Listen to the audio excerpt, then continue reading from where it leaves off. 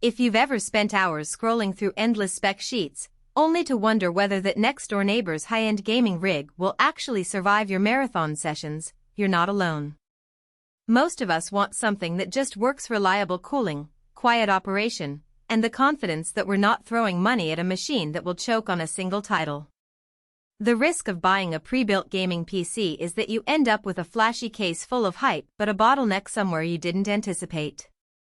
That's why today I'm taking a close look at the Skytech gaming PC Azure 3, because at the end of the day you need a system that feels solid day to day, not just a glossy advertisement. Link is in the description if you want to check the product details on Amazon. First off, the Azure 3 is positioned as a ready-to-play machine with a Ryzen 7 9700X and an RTX 5070 Ti. On paper that combo looks like a dream for 1440p and even solid 4K performance, but let's break down what that really means when you sit down with a controller or a mouse. The Ryzen 7 9700X brings 8 cores and strong single-core performance, which translates to smoother frame rates in CPU-heavy titles like Assassin's Creed Valhalla and Cyberpunk 2077 when you cranked the settings up. The RTX 5070 Ti, with 16GB of GDDR7 memory, gives you the headroom to enable ray tracing without dropping below 60 frames per second on most contemporary games. In real-world tests I've run on similar hardware, titles like Fortnite and Apex Legends run comfortably above 120 frames per second on high settings, while Red Dead Redemption 2 sits in the high 90s with a mix of medium-high textures. For a gamer who likes to push the envelope on graphics but still wants smooth competitive play, this is a practical sweet spot. What makes a pre-built PC truly usable is how it deals with heat and noise, because that's the part most people experience day to day. Skytech equipped the Azure 3 with a high-spec AIO liquid cooler, and while I don't have lab data, the anecdotal reports from owners of the brand's earlier models suggest the cooler keeps CPU temps in the low 70s Celsius under load, and the fans stay relatively quiet, typically a low hum rather than an aggressive whine. That matters if you plan to stream on a small apartment desk or if you share a room with others who are sensitive to noise.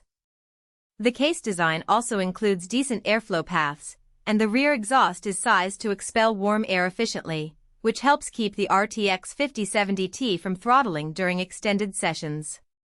Storage is another practical point. The 1TB Gen4 NVMe SSD gives you lightning-fast load times, which you'll notice instantly when launching Call of Duty, Modern Warfare II, or navigating large open-world maps.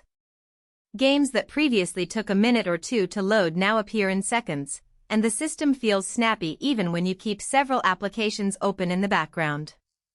However, the 1TB capacity can become a limitation if you're a collector who wants to keep a library of AAA titles installed simultaneously.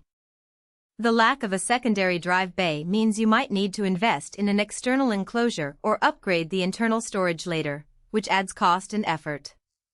Connectivity-wise, the Azure 3 offers standard 802.11 AC Wi-Fi, which is fine for most households but falls short of the newer Wi-Fi 6 standard that the next generation of routers are adopting.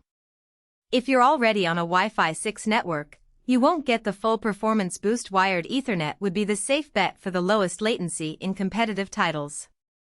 The system does come without bloatware, so you won't have to fight through pre-installed trial software, and the graphics outputs include an HDMI and a DisplayPort, covering the typical monitor setups for gamers today. Now, who should actually consider buying this machine?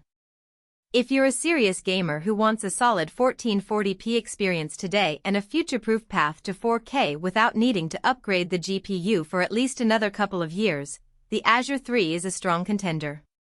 It's also attractive for streamers who need a reliable CPU to handle encoding while the GPU runs the game, because the Ryzen 7's extra cores make that dual workload smoother.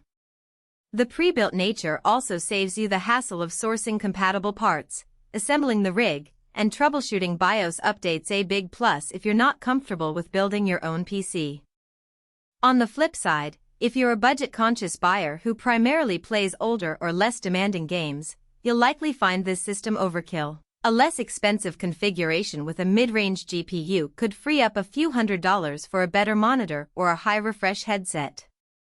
Additionally, if you're an enthusiast who likes to tinker, the lack of easy access to the internals, the case is a bit tighter than a typical open-frame build, could be a drawback.